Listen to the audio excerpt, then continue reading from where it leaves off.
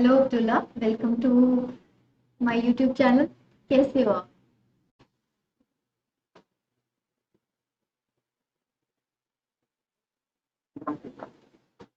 बढ़िया। First of all congratulations. GATE में GATE में इतना अच्छा रैंक लेकर आए आप। नेट भी बहुत अच्छी रैंक से क्वालिफाई किया है। आई होप नेक्स्ट टाइम आप जेआरएफ भी बहुत ही अच्छी रैंक से क्वालिफाई करोगे।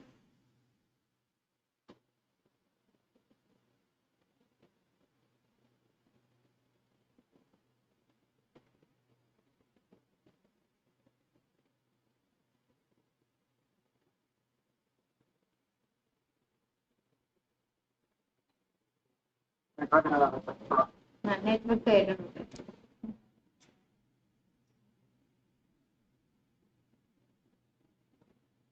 और बताइए अपने बारे में कुछ। तो उस समय तो थोड़ा सा फॉर्म फिलअप का चल रहा है, आईटी का एसएस का फॉर्म थोड़ा फिल करना चल रहा है। हाँ, जिसका तो अच्छा, आपका एमएससी कंप्लीट हो गया? कब हुआ मतलब? जैसा एमएससी कंप्लीटेड 2021 जुलाई। 2021। कहाँ से किया आपका MSc? Punjab medium Jamia new Delhi. Jamia से। अच्छा, मतलब एमएससी किस सब्जेक्ट से था? एमएससी का नाम बायोकेमिस्ट्री। बायोकेमिस्ट्री से। तो वो तो जी। फिर स्ट्रांग ही होगा फिर आप। जैसा Great। अच्छा, तो अभी गेट के लिए आपने स्पेशली क्या किया? पहले आप गेट का बताओ, फिर मैं सीएसआईआर, मतलब या तो पैरेलल लेके चले होंगे या तो अलग अलग लेके चले, तो मुझे ना एक स्ट्रैटेजी तो जाननी है। हमारा बेसिकली मैंने तैयारी स्टार्ट कैसे करी हम्म, थी, सीएसआईआर की तरीके से की थी कि मैं मतलब फाइव फाइंडर को फॉलो किया अच्छे से। हम्म, तो स्टैंडर्ड बुक्स को थोड़ा फॉलो किया, जैसे lecture and for biochemistry part and for Watson and Lowen gene for the genetics part and molecular hmm, biology। और बाकी में थोड़ा आपने स्पाइडर नोट्स हेल्प किया, मतलब अच्छे से बातें को इजी करने के लिए। तो बुक में काफी क्या बोलते हैं, काफी बहुत कुछ रहती है, लंबा लंबा रहता है काफी कॉम्प्लेक्स है। टॉपिक्स। तो इसी में समझने के लिए आपका यूट्यूब मैंने फॉलो किया था, तो उससे बहुत इजी वे में अच्छे समझ में आ गया था। और बाकी मैंने एटमोस्ट 9 मिनट्स टारगेट किए थे। अच्छा, बाकी जो रहेगा तो important syllabus, like the applied biology part and basically the diversity part। अच्छा।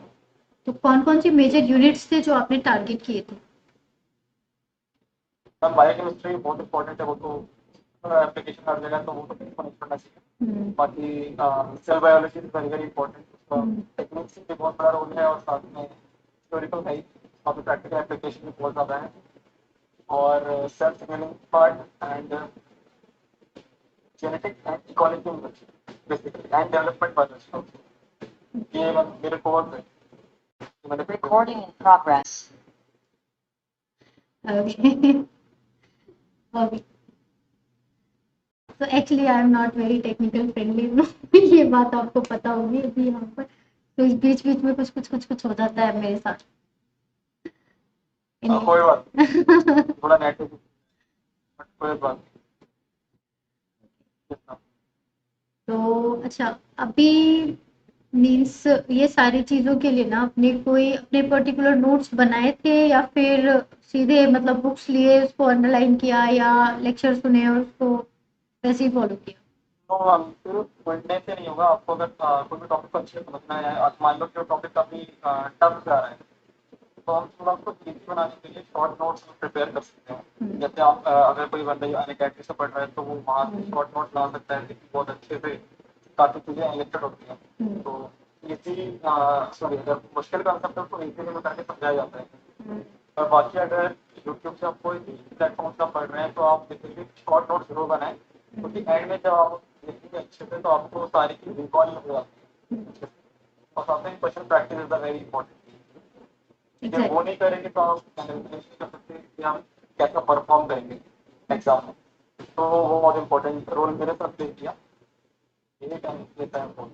ओके, तो आपने जैसे एमएससी आपका 2019 से स्टार्ट हुआ होगा, 2019 टू 2021, राइट? तो आपने मीन्स सितंबर। तब ही से तैयारी शुरू कर दी थी?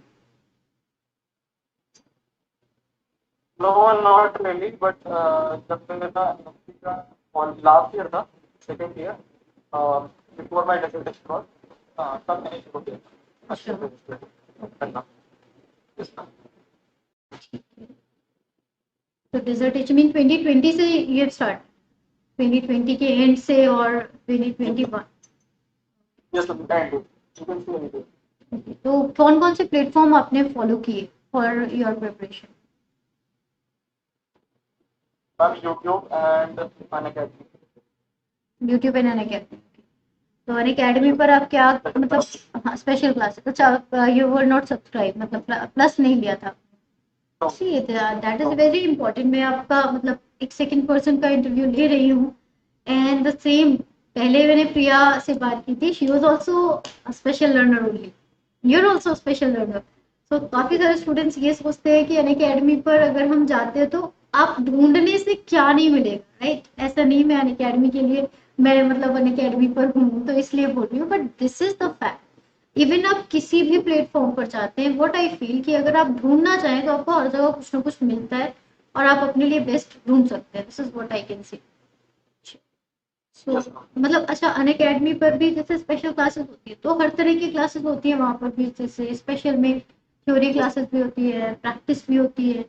तो what I have noticed in you, क्योंकि आप मेरी क्लास में जब आते थे तो अक्सर वो स्पेशल क्लासेस प्रैक्टिस क्लासेस जरूर होती थी, थ्योरी में हो या नहीं हो, बट प्रैक्टिस में you were always there, right? Yes ma'am. आपको फॉलो किया था प्रैक्टिस वाला क्वेश्चन आपकी कोई, क्योंकि आपके क्वेश्चन थोड़े अच्छे लगते थे मैम काफी। Thank you so much. But what I have notice, बहुत सारे स्टूडेंट्स उन्होंने थ्योरी क्लासेस कम, मतलब एक छोटा सा सजेशन और चाहिए, थ्योरी अच्छी नहीं होती मेरी मतलब प्रैक्टिस में तो सारे आते हैं, थ्योरी में क्यों नहीं आते हो ये बताओ? मैम थ्योरी भी आपकी होती है, मैंने अटेंड किया ऐसी बात नहीं है, लेकिन थ्योरी भी आपका काफी अच्छे से आप बताते हैं, इजीली में समझाते हैं। बहुत सारे आपके लेक्चर्स मैंने देखे हैं, तो मैं लाइव नहीं अटेंड कर पाता हूँ, यूट्यूब बनूंगा, लेकिन हाँ बाद में मैं देखता हूँ, तो आपका मैंने फॉलो किया है कुछ टॉपिक्स बायोकेमिस्ट्री, कुछ मॉलिक्यूलर बायोलॉजी। अच्छा, चलो। लाइव नहीं किया, बट हाँ बाद में मैंने देखा है। मतलब मुझे सिर्फ लाइव का ही पता चलता है ना, कौन लाइव आ रहा है, बाकी नहीं पता चलता। चलिए। और मीन्स गेट के लिए भी आपने सेम मटेरियल, सेम चीजें फॉलो की, और आपने इसके लिए भी यस बुक्स में आपने बोला कि आपने पाथफाइंडर की बुक्स भी फॉलो की थी, जो पाथफाइंडर के नोट्स आते हैं स्पेसिफिकली फॉर गेट पाथफाइंडर हो, गेट के उसके लिए। लिए ज़्यादा गेट ज़्यादा नहीं होती है, डायरेक्टली पाथफाइंडर से पढ़ सकते हैं और बायोकेमिस्ट्री पढ़। मैंने कभी एक्चुअली वो बुक्स नहीं देखी हैं, तो आपको पता है ये बात, मैं नहीं जानती और जो उसके बाकी माइक्रोबायोलॉजी, फूड बारे टेक एंड बॉटनी, इसमें बीएससी उन चारों में कर रखी है, तो अगर उसके नोट पे करो तो अच्छे से देखिए में। आराम से और तो वो तो आपको क्या लग रहा है, मीन्स अभी जो रैंक है उससे आपको कौन सी, मतलब कुछ तो आइडिया लगा होगा, आपने कुछ लोगों से बात की होगी, तो लाइक क्या आईआईटी, कौन कौन सी आईआईटी को अभी टारगेट कर रहे हो आगे के लिए, सभी में मैं अप्लाई तो करोगे? यही कहूँगा फुल आईआईटी जो है ज़्यादा प्रेफर करें कंपेयर टू आईआईटी, जैसे दिल्ली है, कानपुर है, खड़गपुर, मद्रास, ये सब काफ़ी renowned आईआईटी वही 7 आईआईटी जो हमारे। है। तो अगर इनकी हम रिसर्च के कॉलम में देखें तो काफ़ी अच्छा काम हुआ है।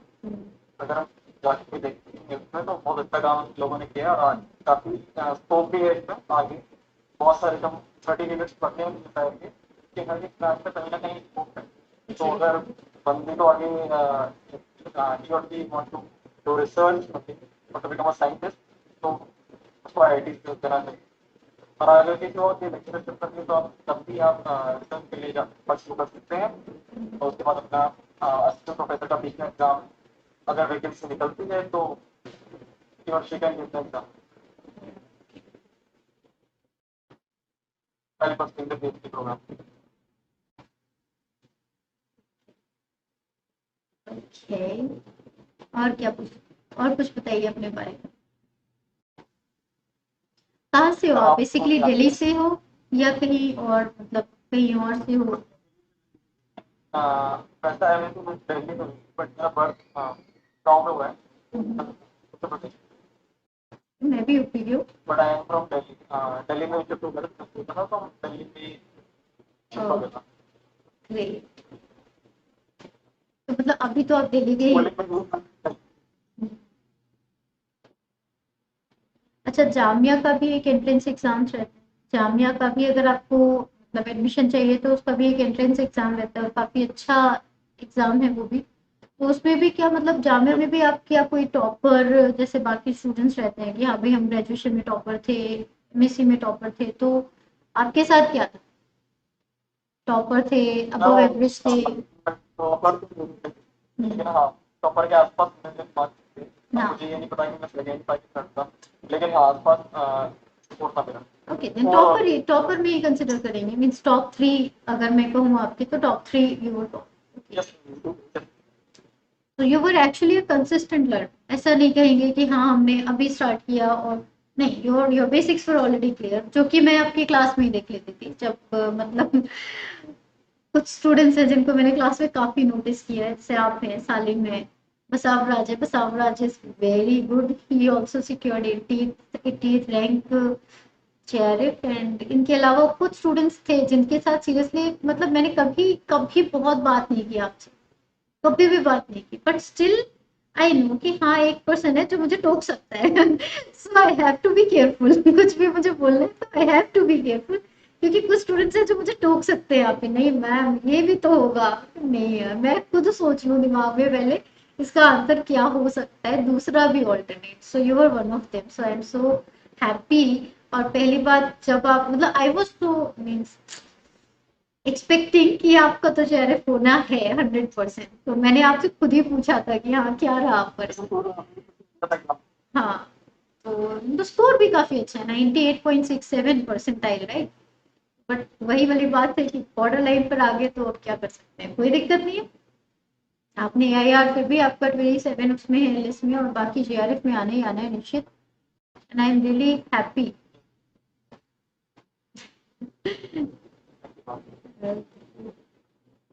और किसी को डेडिकेट करना चाहोगे फैमिली में अपने रिजल्ट को कि हाँ भाई किसी का सपोर्ट है, क्या है कुछ अच्छा, कोई फैमिली में कोई रिसर्च, ऐसा रिसर्च का बैकग्राउंड है या कोई है आपके नोन जो कि रिसर्च में?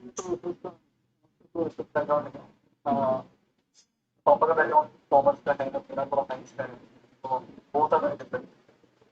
अच्छा।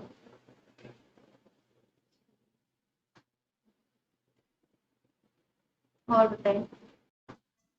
अभी मैं लाइव जाने की थी सोच रही थी, बट लाइव वाला ऑप्शन है नहीं, वरना लर्नर्स का एक अच्छे क्वेश्चंस होते हैं कि क्या क्या पूछना चाहते हैं बच्चों के पॉइंट ऑफ व्यू से, तो लाइक स्टूडेंट्स क्या पूछना चाहते हैं, पहली बात तो कि आपने कौन कौन से यूनिट्स पढ़े, फिर एक क्वेश्चन रहता है कितने घंटे पढ़ते थे, हाँ ये भी एक बड़ा लंबा चौड़ा क्वेश्चन होता है, कितने घंटे पढ़ते थे ये भी बताओ। हम कितने घंटे मतलब ऐसा कोई फिक्स नहीं था, लेकिन कह सकते हैं 4 to 5 5। 4 to 5 hours बस? बाकी जो टाइम बच गया उसको क्वेश्चन लगा तब तक मीन्स पढ़ के। इफेक्टिव टाइम, मीन्स थ्योरी के लिए आप बोल रहे हो 4 to 5 hours आप थ्योरी को डेली देते हो, बाकी जो भी टाइम है वो आपका प्रैक्टिस, ठीक है, it will be more than 4 to 5 hours definitely. And then हाँ, स्टैंडर्ड बुक्स की बात कितनी इंपॉर्टेंट है, स्टैंडर्ड बुक्स अगर पढ़ रहे हैं तो कितना इंपॉर्टेंट है वो आपके लिए? अगर वो मतलब कोई साइंस बुक रेफर कर रहा है तो उसका मतलब पार्ट वाला पार्ट बहुत अच्छा रहेगा। जिस तरह के तो क्वेश्चन बनते हैं एनालिटिकल टाइप क्वेश्चन, तो यस। स्टैंडर्ड बुक्स बाहर। Yes exactly. तो कोई भी टॉपिक अच्छे से पढ़ रहा है तो उसमें अच्छा खासा नॉलेज उसके पास हो जाता है, कोई भी पढ़ रहा है, तो इसीलिए स्टैंडर्ड बुक पढ़ना बहुत जरूरी है। हम ये नहीं कह रहे कि पूरा पढ़े, बट कुछ इंपॉर्टेंट टॉपिक्स से हम उसको रेफर कर सकते हैं। और अगर मैं कहूँ कि जैसे जो यूनिट्स थे वो सारे यूनिट्स आपने कंप्लीट पढ़े थे या फिर उसके कुछ इंपॉर्टेंट टॉपिक्स पढ़े थे, या मतलब हर यूनिट को आप 100% दे रहे थे, जो आपने सिलेक्ट किए 9 यूनिट्स उनकी बात करें उसमें आपने क्या रखा? हम उसमें से भी जो 8 थे वो मैंने कंप्लीट किए थे एकदम पूरे अच्छे से। 9 जो 9th वन मैंने 90% कंप्लीट किया था। Hmm. The evolution part, evolution. But I feel आप इसमें शायद एक और ऐड करते कोई यूनिट ना, तो आपका स्कोर बॉर्डर पे नहीं जाता। तो एक यूनिट शायद, ये मेरा एक छोटा सा सजेशन है, क्योंकि ऑलरेडी आप 9 प्रिपेयर कर चुके हैं, तो अब आप एक कोई और यूनिट ऐड करके उसको भी 80 to 90% कर ले, तो शायद, ये मेरा सजेशन है कि हो सकता है कि अब की बार जो आपकी रैंक आएगी वो बहुत अच्छी आएगी। And I feel actually top 10 में आपको आना चाहिए, मेरा एक्सपेक्टेशन यही है।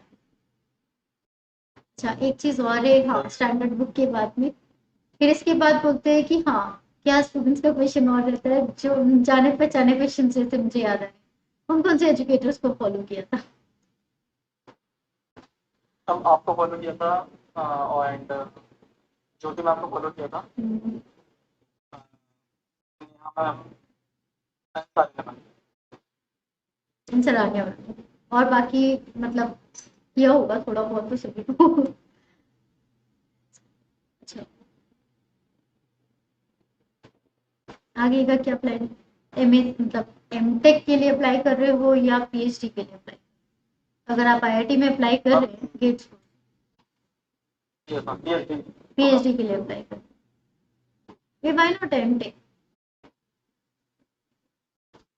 टेक में उनका कुछ ऐसा क्राइटेरिया है कि वहाँ फुलफिल नहीं हो पा रहे सीपीटी की कोर्सेज में, तो इसके लिए लाइक एक्सपीरियंस है उनका कुछ अलग से, और कुछ इंजीनियरिंग वाला होना चाहिए, होना चाहिए, तो वो है बहुत सारी काफी। तो जहाँ एमएससी है वहाँ आई वाज ऑफ ओके, ठीक है।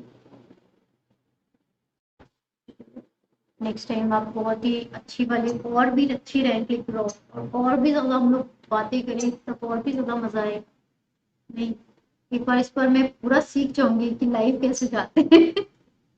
तो मैं आपको लाइव लेकर आऊंगी, तो जो स्टूडेंट्स पूछ रहे होंगे that you will be answering, so वो ज्यादा अच्छा एक सेशन मेरे को लगता है। लाइव जाना, आप जानते हो, रिकॉर्ड करना और लाइव करने में डिफरेंस है, so I love being live.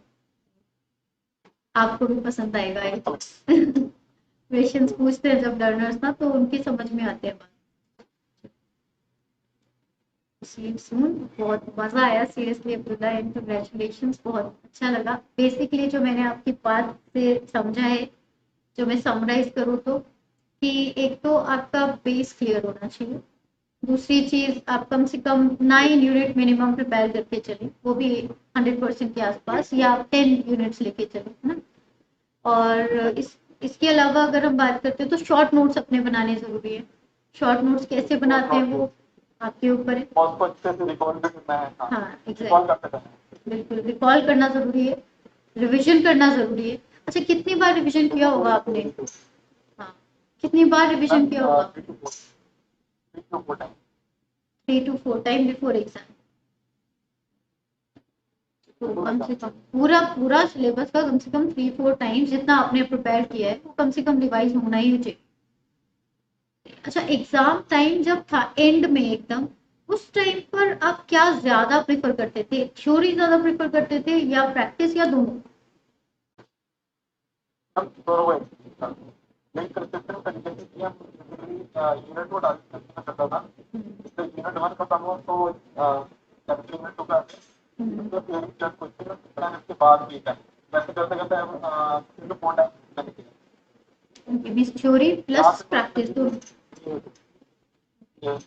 Okay, and because क्या करते हैं ना स्टूडेंट्स, एंड में आते हैं तो केवल प्रैक्टिस पर आ जाते हैं और रिवाइज नहीं करते हैं। डायरेक्टली क्वेश्चन नहीं करना चाहिए। हाँ कुछ चीजें भूल एग्जैक्टली, मैं खुद भूल जाती हूँ, मतलब मैंने पढ़ाया होगा वो टॉपिक, फिर अचानक से 3-4 मंथ्स के बाद कोई आएगा तो भूल जाएगा, कोई भी बंदा भूल जाएगा, क्योंकि आप रोज नया पढ़ रहे हो, रोज नया पढ़ा रहे हो। तो वो जो बहुत पहले आपने कुछ पढ़ा था, पढ़ाया था, वो 2 मिनट तो लगेंगे वो दिमाग एटलीस्ट रिकॉल करने में, और एग्जाम में 2 मिनट होते ही नहीं है कभी भी रिकॉल करने में, इसलिए टाइम गड़बड़ हो जाता है। आपका शिफ्ट 1 में था, शिफ्ट 2 में था पेपर? सेकेंड में? फर्स्ट में था? तीन नहीं सेकंड। सेकेंड वाले में? कैसा लगा आपको? Tough, moderate, easy? अभी तक टफ था? आई फील टफ शायद इसलिए था ठीक है, टफ जैसा स्टूडेंट्स को लगा, वो क्यों लगा वो मैं एनालिसिस कर रही थी, क्योंकि अभी मैं क्वेश्चन सॉल्व करवा रही हूँ इस पेपर के अनअकैडमी के यस। स्पेशल क्लासेस में। तो मुझे क्या समझ में आया है कि इसमें जो है ना सिंगल स्टेटमेंट वाले क्वेश्चन ज्यादा थे, आपके जो सेकंड शिफ्ट थी, और इस वजह से शायद ये ज्यादा टफ है। क्योंकि जैसे मिक्स आते हैं कि भाई आपके कॉम्बिनेशन हैं, तो हमें कोई ना कोई ऐसा एक पॉइंट लूप होल मिल जाता है कि हाँ ये वाला बिल्कुल रॉन्ग है, तो ये नहीं होना चाहिए कॉम्बिनेशन में, ऑड वन आउट करके आप आराम से कर लेते हो, या फिर कुछ ऐसा कॉन्ट्रडिक्शन मिल जाता है। इस बार वो नहीं था, और सिंगल स्टेटमेंट्स लिखे हुए थे, तो आपको चारों स्टेटमेंट्स पता होने चाहिए, और आई थिंक इस वजह से चारों ये शायद, हाँ अगर को नॉलेज नहीं है तो वी कांट आंसर। हाँ, यही यही रीजन था जिसकी वजह से लोगों को टफ लगा, बट एक्चुअल में टफ नहीं था। पूरा कोर्स सिलेबस सब कुछ कराया हुआ है मेरे ख्याल से, जितना मैंने ही पढ़ाया है उसमें तो सारा कुछ था, मुझे मिला। मुझे लगा कि टफ में नहीं काउंट करूंगी, लेकिन हाँ, क्योंकि आप जिस समय पेपर देने जाते हो तो एक स्पेशल टाइप के पैटर्न को फॉलो करते हो, वो पैटर्न फॉलो नहीं करते हैं, बस एक ये डिफरेंस है, तो वो एक चीज है, बट ठीक, अच्छा पेपर। डीबीटी के लिए ऑल द बेस्ट, अच्छे से एग्जाम दो, डीबीटी वाला फॉर्म तो डाला होगा आपने, एंड आगे के लिए भी सी एस साइड का आपने फिल की, अभी तो आया ही नहीं, फिल करोगे जब आओ, जब मिलते हैं फिर। Okay, thank you so much for your time, take care, bye. Thank you.